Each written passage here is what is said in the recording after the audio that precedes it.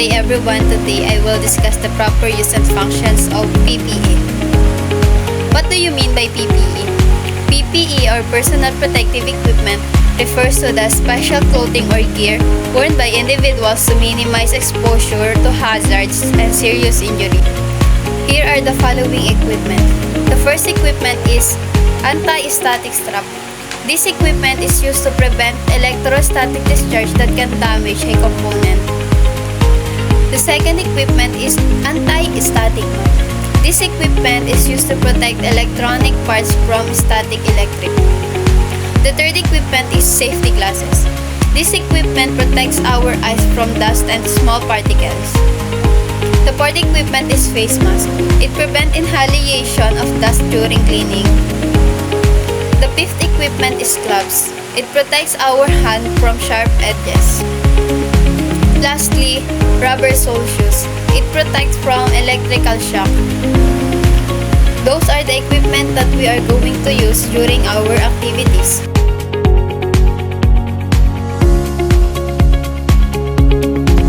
Step 1. Remove the chassis. Take off the side or outer cover so you can see all parts inside. Step 2. Unplug connectors and remove DVD. Pull out all wires attached to the DVD drive, then slide or lift it out of its place. Step 3. Remove hard disk drive or HDD.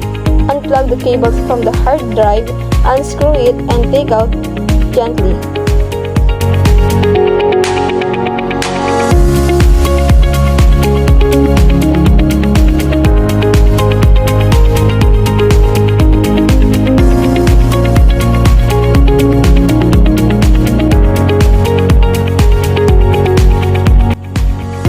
Step 4. Remove PCIe expansion slot card. Unscrew the small metal bracket, push the release clip, and pull the card straight up. Step 5. Unplug all connectors. Disconnect every wire still attached to parts like the board, drives, and power unit. Step 6. Remove the PSU or power supply unit. Unscrew the power supply from the back case, unhook all cables, and lift it out. Step 7. Remove cooling fan. Unplug its wire from the board, unclip or unscrew it, and take it off. Step 8. Remove heatsink. Unlock or unclip the holder that keeps it down. Lift it away slowly so you do not damage the part below. Step 9. Remove RAM, memory sticks. Step 10.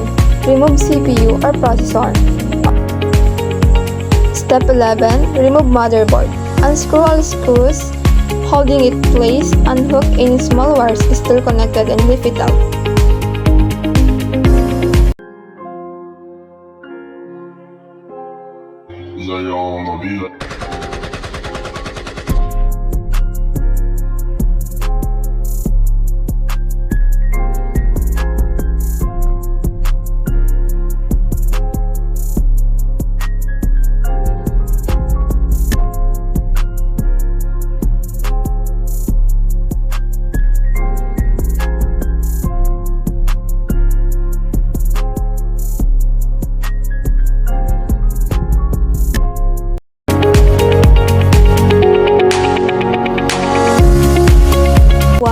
Place a motherboard.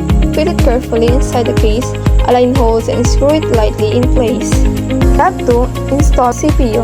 Line up the little mark on the processor with the mark on the motherboard. Sit it flat, then close the lever. Attach heatsink. Place it evenly on top of the CPU. Lock it down securely and plug its wire into the board.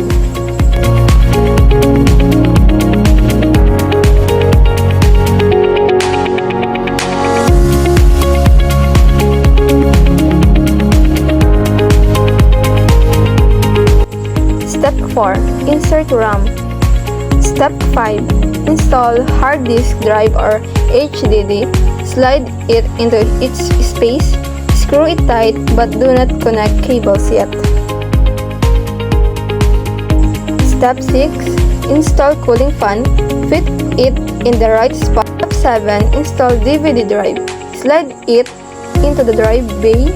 Light it up and screw it in place. Step 8. Install PSU, or power supply unit. Set the power supply unit at the back, screw it tight, and let all cables reach the parts. Step 9. Insert PCIe expansion slot card. Push it straight down into the correct slot until it clicks, then screw the bracket to the case. Step 10. Connect all connectors. Plug every cable properly. Power cables, data cables, fan wires, and front panel.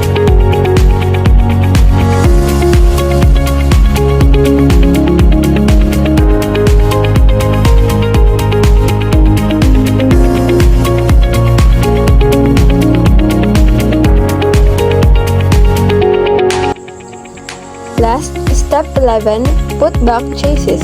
Once all parts are secure and wires are neat, slide or clip the side or outer cover back on.